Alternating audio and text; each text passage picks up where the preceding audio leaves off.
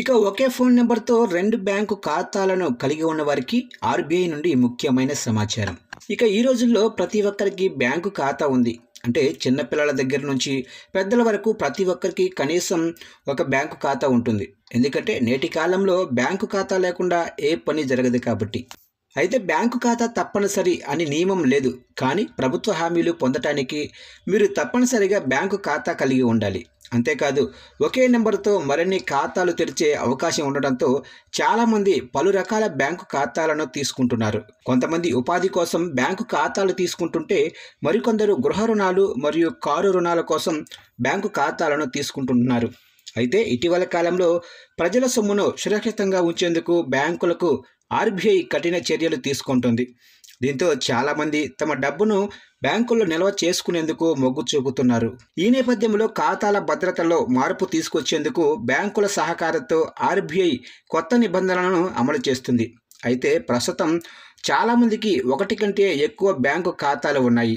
ఈ నేపథ్యంలో ఒకటి కంటే ఎక్కువ బ్యాంకు ఖాతాలు ఉన్న వారి కోసం ఆర్‌బీఐ కొత్త నిబంధనలు తీసుకొచ్చింది. అయితే ఈ రోజుల్లో ఆధార్ కార్డు మరియు మొబైల్ నెంబర్తో బ్యాంకు ఖాతాను నమోదు చేయటం తప్పనిసరి.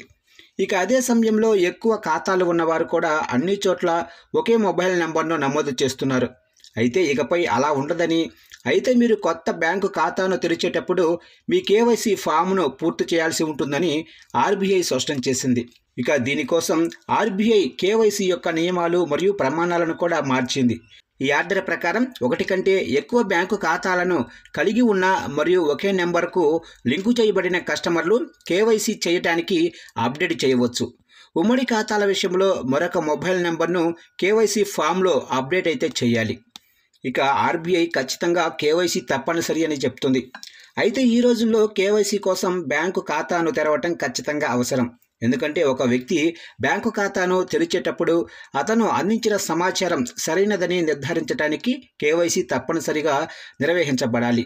అందుకే కొత్త ఖాతాదారులు కేవైసీ చేయించుకోవాలని బ్యాంకులు ఖాతాదారులకు చెబుతున్నాయి.